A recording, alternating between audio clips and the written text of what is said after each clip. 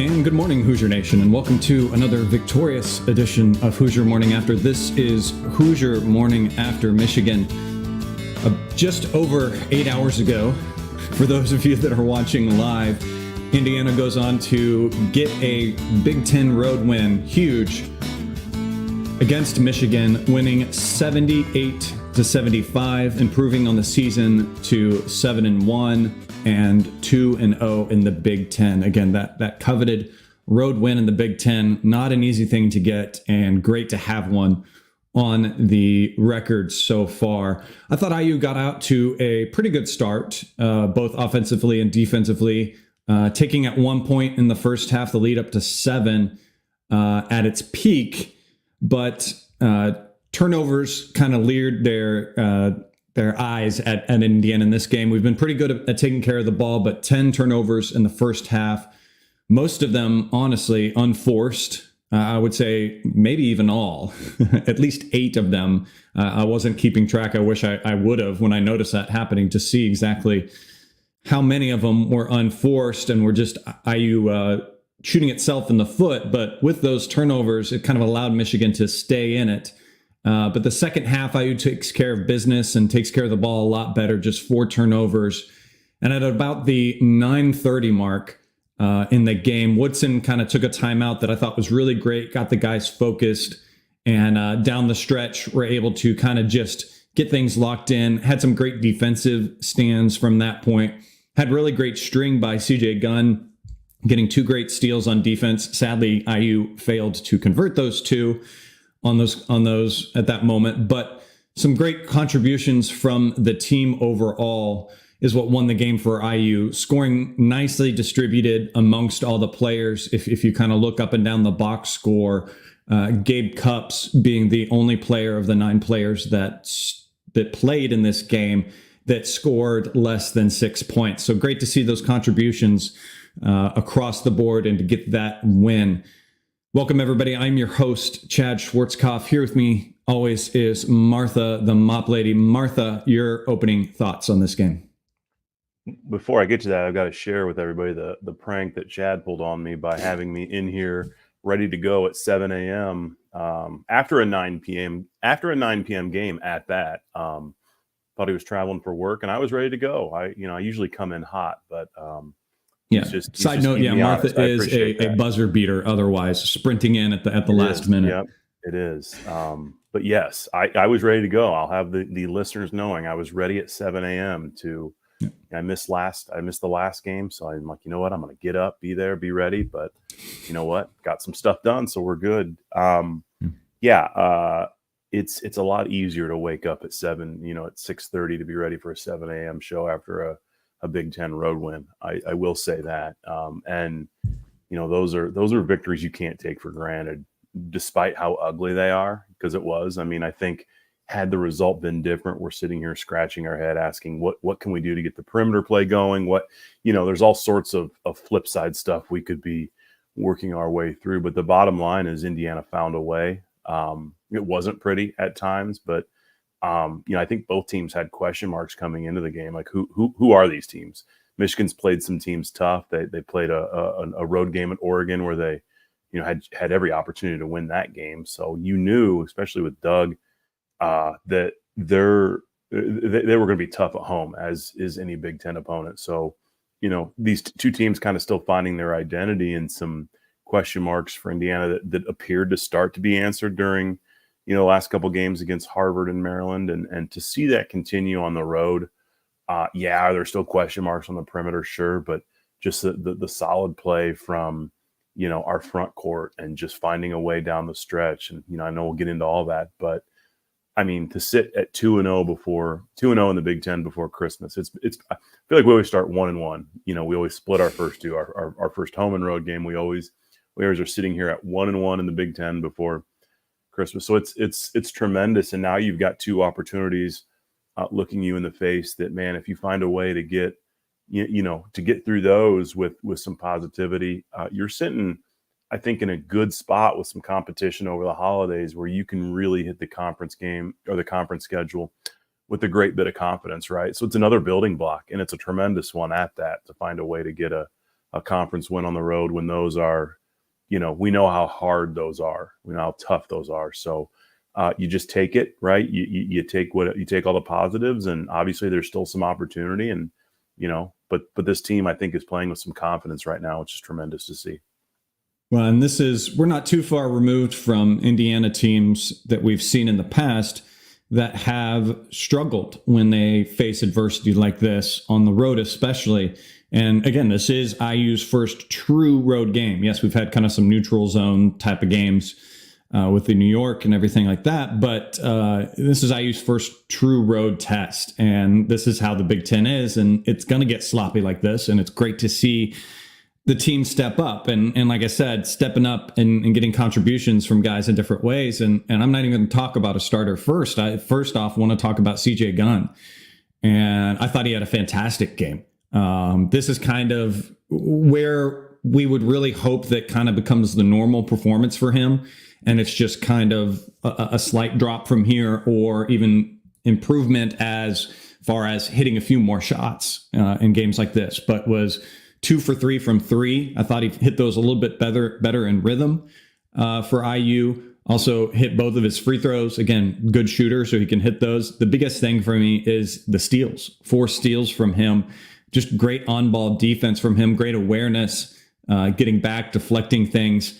And I think some of those contributions and reasons behind him succeeding a little bit more is a guilt of X being out. He's getting a little bit more of a run, and equally so getting a little more run with a few more of the starters in there, where he can relax and just kind of be that role player, be that on-ball defensive guy, be the disruptor, and not be in that full line change that coach has begrudgingly, to me, put in there, where he feels like he needs to be the scorer for the team. What were your kind of thoughts on CJ's fantastic play today? Yeah, I think a guy that just, like many on the roster, just needed some confidence, right? And I think the biggest impact he made might not have been his scoring. You mentioned the steals, and I think some of the improvement we've seen defensively has turned into solid offense. And I think that's exciting to see, right? And I can't remember the stat I saw after he made his first 3 last night. Somebody mentioned that was his first made 3, and I can't remember since when, but I was surprised, right? Because he's always been a gunner like that. So it's good to see him get some confidence. I think X is, what we're missing in X has been just a tremendous opportunity for CJ, and we need somebody to step up. I think, when we look at our play on the perimeter, there's all sorts of opportunities and question marks. And for him to start to, chip away and to hear Woody kind of praise him after the game and continue. Woody's always good at that, is building his guys up, especially after, when guys have been struggling and they finally have that breakthrough game, if you will, and impactful game. And that's the thing, is he's making an impact. And I think at times when CJ's gotten opportunities, he's looked to just come in and try to score and get his shots off quick, regardless of the situation. But he's making an impact all over the court. His defense has gotten better. You mentioned his steals. So it's good to see. And I think that kind of turns into offense, right? He's letting the play come to him, and he's got all the skill set in the world offensively. So it's nice to see him take advantage of that opportunity. And, who knows how long X is out or going to be out. So hopefully he continues to build some of that confidence, because we're likely going to need it.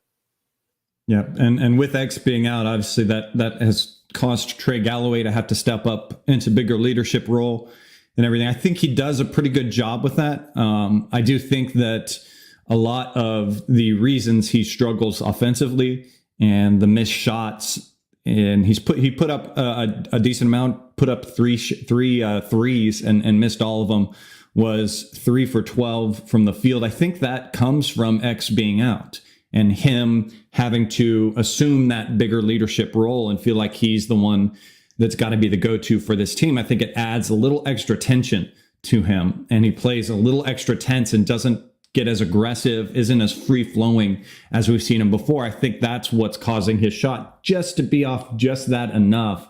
And then from there, it can kind of compound. If your headspace is already there at that situation and feeling tense, the lack of it going in for you is just going to compound that. So I really hope in games like this, especially with X being out, that he sees it going in, that he gets that early 3, because I really feel like if you see that happen in games coming up, you're going to see much better performance out of Trey. And I think that might have been kind of the situation in last game while we had a pretty good stretch from Trey. What were your kind of thoughts on his game and just kind of these struggles?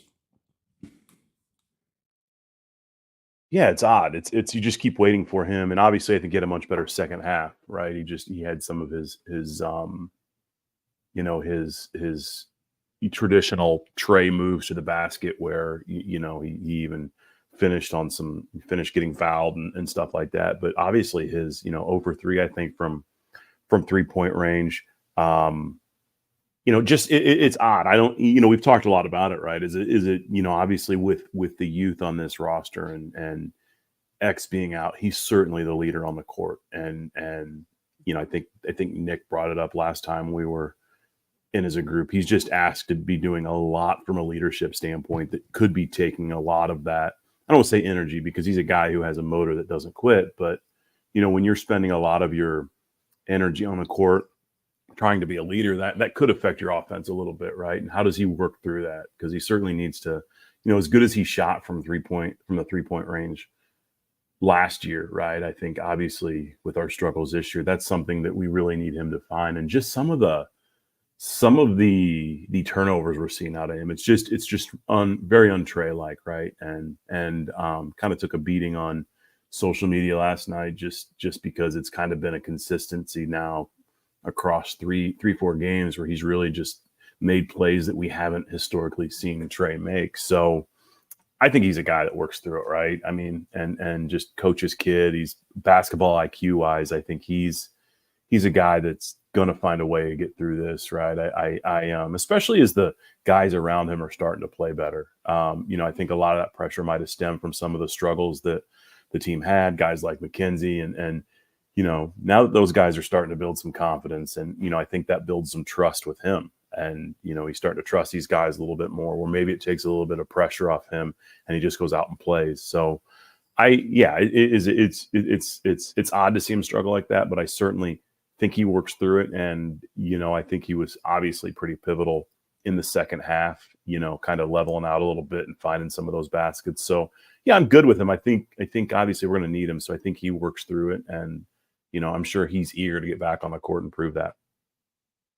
And jumping back real quick to CJ Gunn, Nick in the chat had a little bit of insight. Now, those of you that don't know Nick is the president of the IU Team Moms group. If you follow him on Twitter or anything, he definitely is hanging out in the moms section during a lot of these games. But he has an interesting insight when he talked to Chris Gunn, CJ Gunn's dad.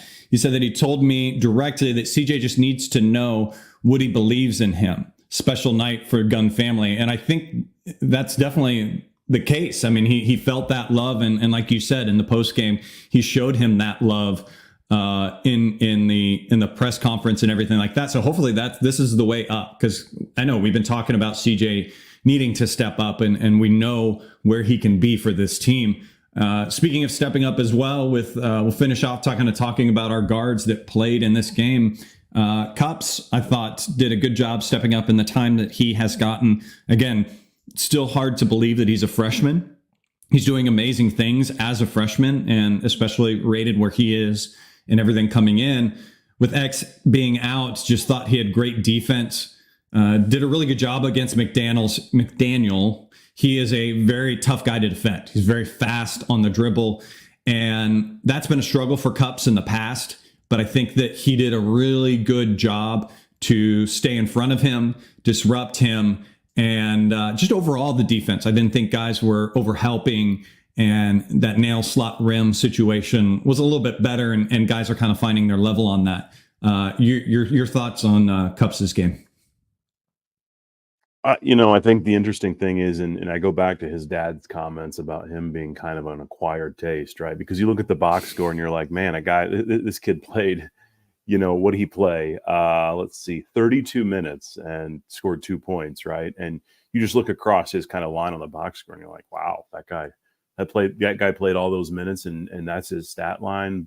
But when you watch the game, it's a completely different story. The kid's all over the place and we've talked some about Woody and his trust or lack thereof with sometimes underclassmen, and he hasn't really blinked with Gabe. I mean, obviously, he's had high trust in Gabe since day one, and I think that speaks a lot to his work ethic. And we've heard the stories about him being in the gym all summer at 5 a.m. or whatever it was and putting work in, right?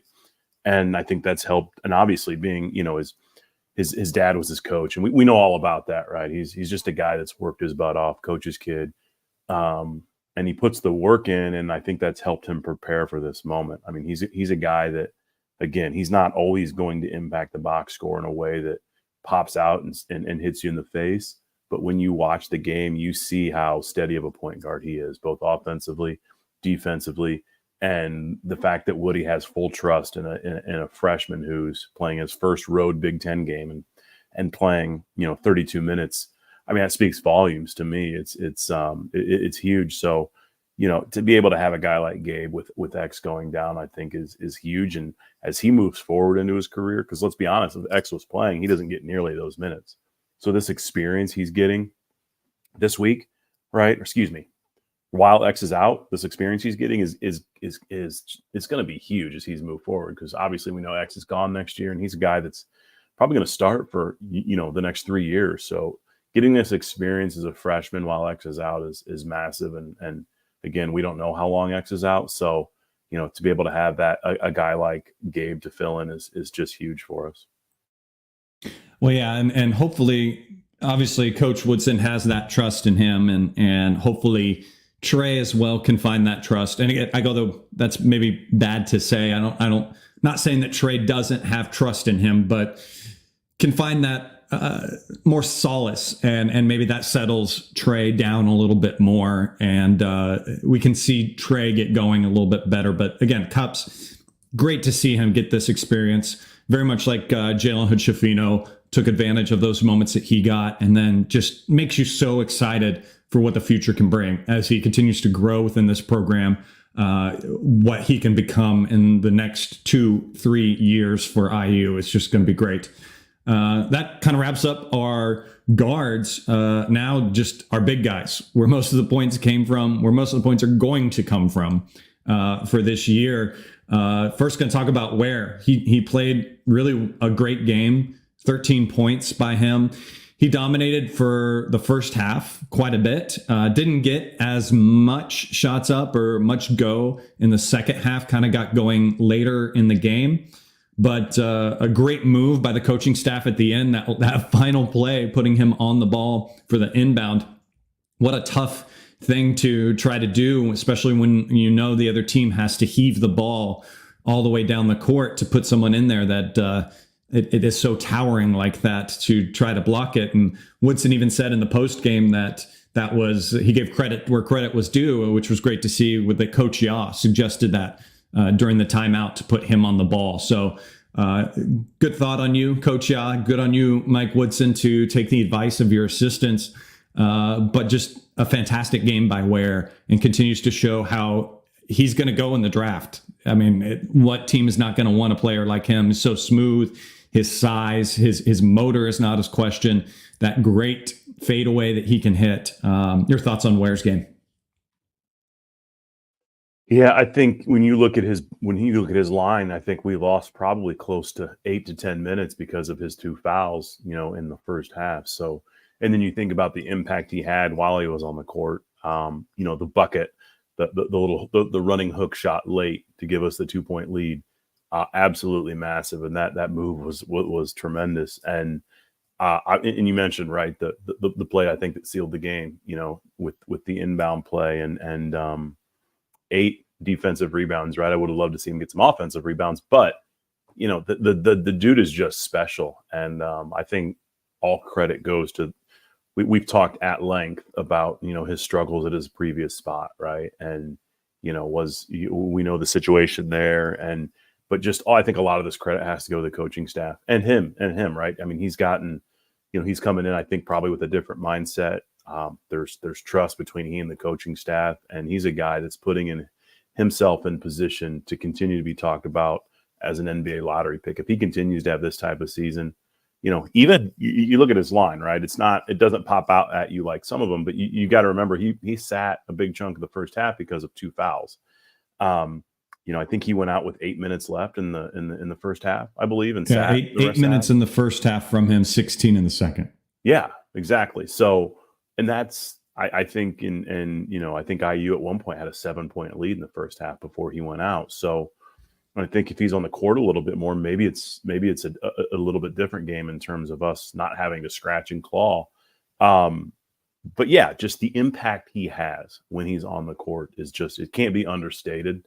With all the question marks he's come in with, to see him work through those and get himself in a position to have the success he's had and the impact he's had and the bond he's kind of worked out with Malik and it's tremendous to see. And, I think we sat here like, okay, especially when some of the competition was what it was, it's like, how is this going to look against better competition? And you're starting to see it. And the more confidence he builds, I mean, when you look at his frame and his ability to step out and his quickness and hit the occasional three and then take it down low, I think he's just scratching the surface right now. And he's got a chance to continue to be a tremendous player as we get into Big Ten play.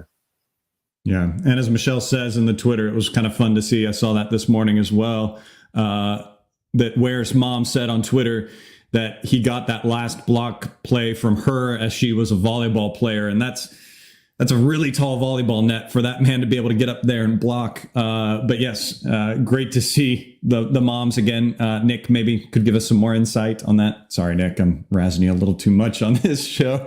But to talk about our other lead guy, the tandem of that buddy ball, Malik led IU with 15 points. I think he struggled kind of in the first half. But in the second half, he was kind of that rock, that player we know we can go to. And it was really kind of how those guys traded off. Again, Ware had 9 points in the first half and 4 in the second, whereas Malik had 4 points in the first half and 11 in the second half. So like the way he took care of business and got the ball at the end of the game. Good post-game conference from him as well. Talking in the hallways, always a little tough to hear, but go on YouTube to see some of those comments. He talks about how the coaching staff really talked to him about the double teams coming over and to trust in his guys, and that he does trust that once that double team comes, that he can look and find his teammates and know that they're there for him. So great to see that kind of trust building amongst each other. Not to say it wasn't there before, but just the confidence continues to build with this team. Your thoughts on Malik's game? Yeah, and I've known just a fun fact. I've known Nick since he was about 12 or 13 years old. We go way back, and he's always had a special bond with the moms of the world. So he needs to continue to be our source of all things Indiana basketball moms, because he just has that ability to connect. So keep that in mind. We can maybe have IU moms moment. Yeah, Nick's mom's moment of the game. Yeah, we can get us some that's insight. right. He needs to start a Moms of Indiana Basketball podcast. I think that would be a tremendous hit. Anyway, so yeah, I mean, when you look at Indiana on the front court, I mean, outscoring in Michigan on the front court 52-28. I mean, and it just goes hand in hand with the guys we're talking about right now, and Malik. Even I think both of them, when you look at their game as a whole, they both had moments where they struggled. Both, obviously Ware with his 2 fouls, in terms of missing the last 8 minutes of the first half. I think Malik struggled offensively a little bit in the first half, and he even kind of struggled defensively. I can't remember the Michigan big guy's name, but kind of took it to him a little bit and felt like he had his way. Yes, thank you.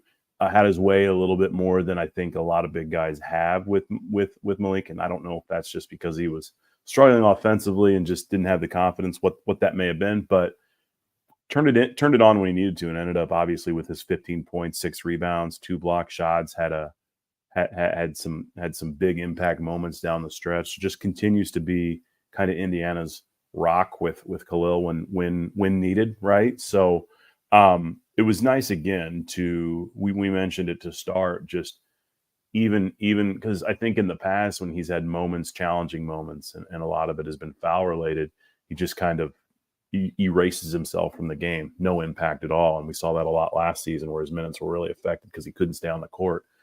But now, when there's these moments of struggle, he finds a way to work through them.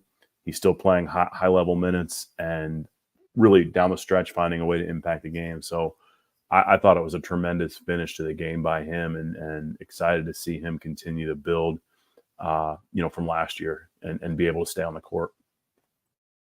Mackenzie Mbaku, I thought had a pretty decent game for him, scoring 11 points. Is starting to kind of find his groove. Struggled a little bit offensively, I felt, in this game to find his shot. But however, defensively, I really didn't. He didn't stand out. There weren't any bad moments as we've kind of had in a lot of these games this year so far from him, where he has those moments where he has lapses of concentration on defense, gets lost. He's definitely finding his way. The practices. He's getting settled into what the coaching staff is asking from him on the defensive end. So great to see that not being a kind of liability to have him out there when his offense wasn't hitting, but yet his defense was kind of being a bad thing. However, just big from him at the end of the game to come off the bench kind of cold at the end and hit those 2 free throws to really kind of keep IU in the lead and in the game down the stretch. And amazingly enough, he is a perfect 17 for 17 from the line for IU on this season. So he's definitely that guy that if the other team's going to be fouling, you either want to inbound it to him or Gabe Cupps. Cupps is also perfect on the season from the free throw line. Not surprising from those two. But again, interesting line from him, 4 for 6. Which is great, and 1 for 2 from 3, made both of his free throws. Like I said, it just didn't feel like it was anything crazy. Nothing really stood out in this game from him for me. Not to say that was bad, good. It's just kind of one of those situations. Your kind of thoughts on Mackenzie's game? I think it's a game with everything that you just said, right? I think you hit the nail on the head when you said nothing stuck out defensively. And I think that's a massive positive, knowing some of the defensive struggles he's had to start the season. So when you take that under consideration, and then you remember this is a road Big Ten game, and you look at that line, right? It's 4 for 6, 1 for 2 from 3, 11 points, 2 for 2 from the free throw line. I think that's a game you take all day, every day from Mackenzie, especially being on the road in the Big Ten. I think the fact that there weren't those defensive gaps that stick out to us and we're just left scratching our head. I think, that's now a couple games in a row where I think he's making tremendous strides defensively, right? And his offensive skill set, he's going to get his at some point, I think. And I think this is kind of what you're hitting on, is like you want to see that impactful offensive performance, right? This one was just kind of quiet. I think you take it. It was still impactful. I mean, 11 points is great. It is. And I think, just knowing kind of his skill set and what he can bring to the table, you're just like, man, you want to see him be just a guy that puts a memorable performance out there. And I think he will, especially as he continues to build confidence defensively. I think you're going to see his offensive game kind of come to light. I think he's going to play with that much more confidence. He's going to have more trust from the coaching staff and put him in a position to be successful. And Scott says it great. We're just buying time for Mbaku to grow. And I think and he is. And I think we're seeing it, right? And I think as he continues, again, to not have those lapseful moments defensively, I think that's growth in and of itself right there. He's learning how to play defense at this level. We know he knows how to play offense. We know he knows how to score. And that's all going to come to him as he continues to, work at his defense, right? I think especially as we have you look at some of the games, obviously we've got 2 very tough games coming up, but then we've got some more kind of those holiday break games where if he continue to play at this level defensively, he's now going to learn how to bring his offensive game into the game a little bit more, I think. So I'm looking forward to seeing that. But I love the growth we're seeing, because it was a huge question mark. Like, is this guy going to figure it out? Right? He was playing 8-10 minutes a game, and now you're seeing that creep up to 24 minutes last night. So I think it's continued positive steps in the right direction for Mackenzie. Well, and a lot of that I'll maybe say is my fault. Is the fact that we just kind of have that expectation hangover with him. That again, we've talked about that we're kind of being hard on him because the expectations were high coming in. And this is a fantastic game for him. But obviously, we still have that in the back of our heads, a high standard for him. And he probably wouldn't have it any other way. He wants to excel and he wants to do great things, and holding to a high standard is only going to push you to be that much better. The rest of the IU bench, obviously, we can just kind of group together and talk about all together. We obviously talked about CJ a little bit earlier, but to get 28 points from your bench is just fantastic. I thought that Walker had some great minutes for IU. He just continues to be that great kind of role-playing player for IU.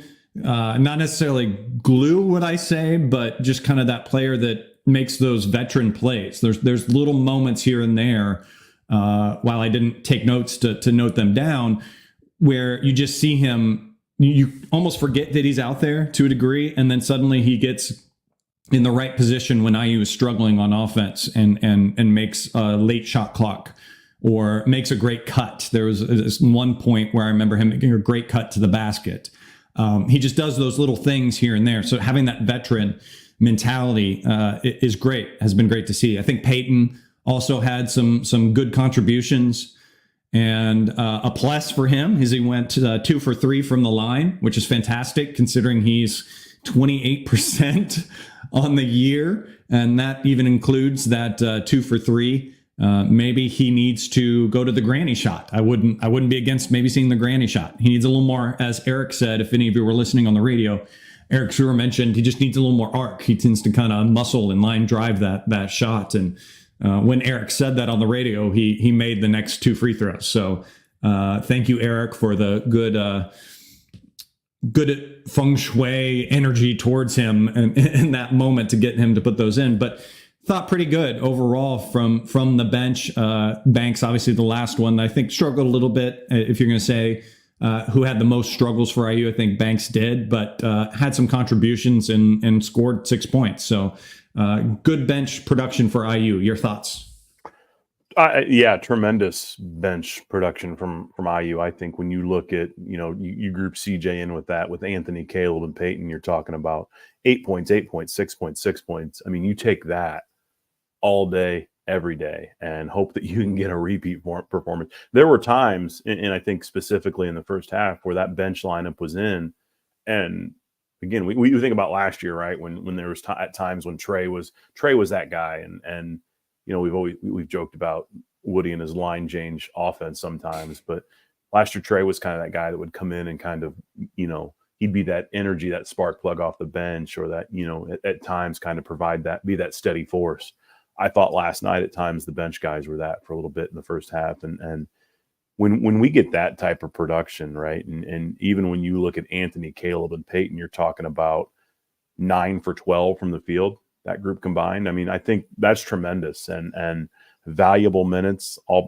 Almost, I think the three of them, Peyton played 9 minutes, the other two played 14 and 13 minutes. But if you get that type of production in a Big Ten game from your bench, Indiana's going to be really, really tough to beat, because that's always been the question mark. And we talked about it a lot last year. It's just a lack of bench production, right? But if you can, especially when you have moments of foul trouble, because it's the Big Ten, we're going to.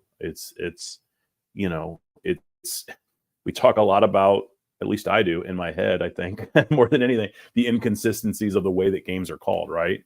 Even from half to half. Like one game there can be, there can be 30 fouls called in the half, and then the next, so we've got to be prepared and to have that bench to be able to rely on. I thought Peyton came in, and I remember one of the buckets he had was a tremendous take, and to be able to finish and just have those guys to be able to rely on, I think is huge.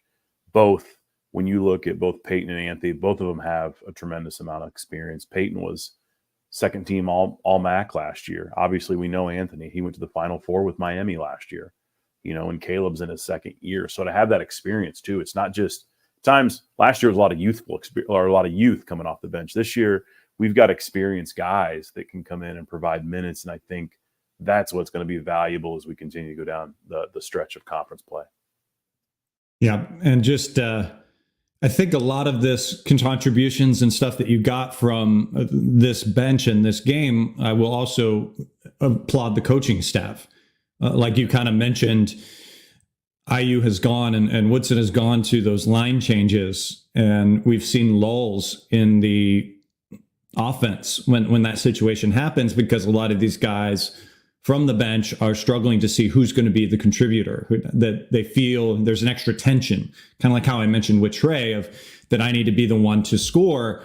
And I think that the coaching staff was a lot better with the substitutions in this game, peppering them in with the starters and kind of mixing up those lineups so guys felt more comfortable in the mix in this game. And I think that also contributed to the bench production that we saw from this team. One thing I do want to mention, you brought up with the reffing, and just kind of group this in the whole thing. Obviously, this was the first game on Peacock, and didn't really dig it for me myself. I will be my one griping of this show.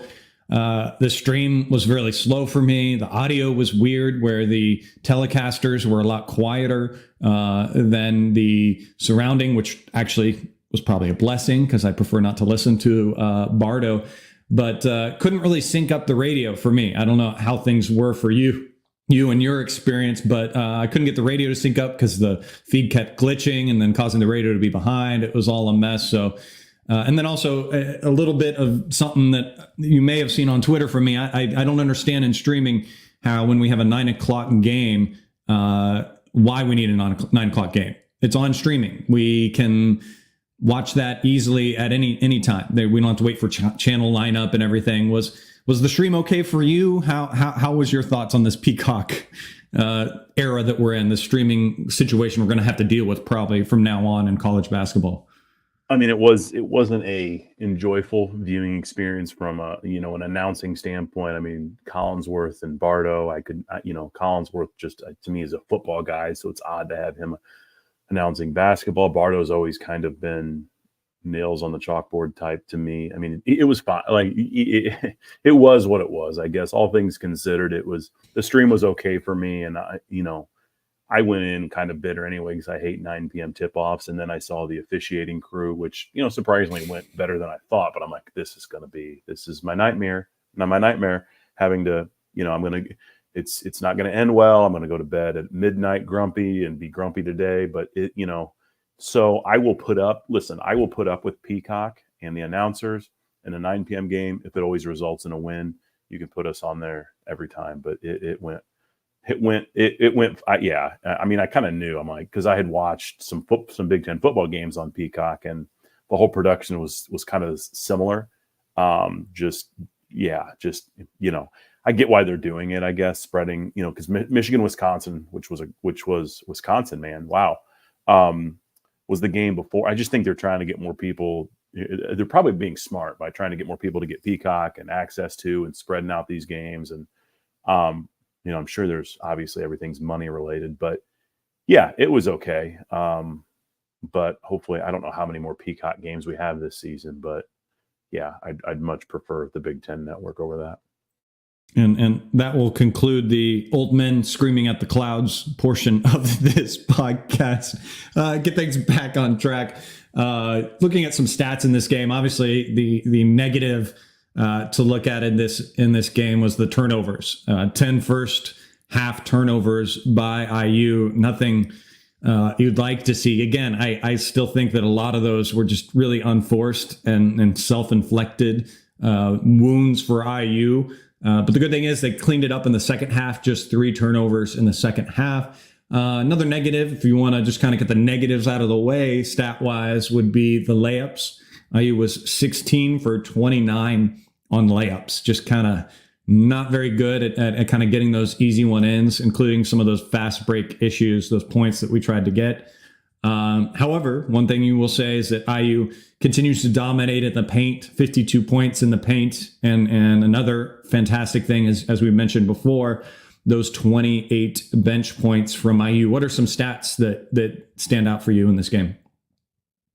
Yeah, you mentioned the bench points, right? I think that's obviously the massive one. And then we talked too about our front court production, right? Outscoring, just being able to continue to rely on that and outscoring Michigan 52-28 in the paint. I thought we got our turnovers a little bit under control in the second half, so that was good to see. And then you got to continue to kind of focus on some of the opportunity area on the perimeter. 3 for 9. We continue to just. There's been a lot of discussion about our lack of production at the 3-point line, and at what point is that if and when will that be a reason we potentially lose a basketball game because we can't score from deep, right? I think as long as we keep winning, it's fine. Again, but I talked about if we're sitting here and it was a loss, a lot of our time I think would have been spent talking about the lack of production on the perimeter.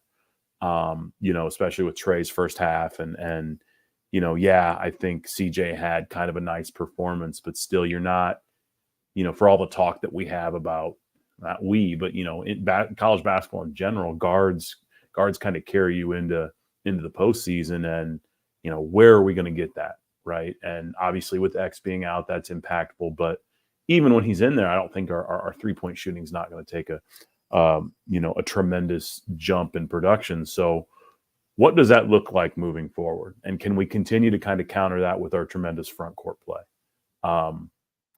So that's a question mark for me, I think, is it's going to be interesting because we've got Auburn and Kansas right around the corner, right? And we know Kansas with Hunter Dickinson. Auburn is always long and lean. So what is that going to look like? So curious there as we continue to kind of navigate that. Full trust in the staff to kind of work through that, right? I mean, we look at the way they've already kind of worked through some issues with this squad here early in the season. So we look at and even overcoming X's injury last year, and this, I think this staff has earned quite a bit of trust with the fan base, in my opinion, to kind of work through some of this stuff. And we're sitting here 7-1. Somebody asks you that to begin the season. Would you take 7-1 to start the season? I think the answer is absolutely 100%. Sign me up, right? So I love where we're sitting going into these two games because I think we should have all the confidence in the world to, if we can split those, I think that's kind of a tremendous result. I'd hate to go 0-2, but I think we've got a nice opportunity. Auburn is, I don't want to say they're down a little bit, but you look at, they lost at Appalachian State last week. Which I don't know a whole lot about Appalachian State, but I know they went on the road to play them. I've heard Bruce Pearl kind of talk a little. I'm getting ahead of myself. I apologize, but I'm just when you just talk about these opportunities, right? You've got, I think, an opportunity with Kansas at home, and then maybe an Auburn team that might not be the Auburn team of the past couple seasons on a somewhat neutral court. I think it's just a real tremendous opportunity for this program. Yeah, Auburn is sitting at 17th in Ken Palm right now. Very highly ranked as well as their defensive efficiency is up there, I think, on Ken Palm, ranked about 15th or so. So they are. It is going to be a tough game and a tough call. But just getting back real quick to what you were saying, it is obviously the biggest talking point for this IU team is the 3-point shooting and the outside shooting. And IU is 3 for 9 in this game. And it's a weird argument. I mean, IU's biggest efficiency and best strength is those two guys underneath. And you talk about that IU needs to make a few on the outside to spread it out for them. And I'll agree, but I'll also say that they're great at playing off each other when it is jammed in there and taking care of business. So it's a tough situation. And like you said, until the lack of shooting is the big contributor, or we can at least point towards being the big contributor in a loss, it's kind of one of those things where you almost say it's working. I mean, it's okay for us now, but obviously, yes, we want to see it improve. For IU to be closer to their ceiling, they have to hit, and I do think we're we're heading in the right direction for that to be. Malik didn't take any threes. He's obviously one of our better 3-point shooters, at least if you look at stats this year. I think CJ Gunn taking a step forward like he did will help that situation as well.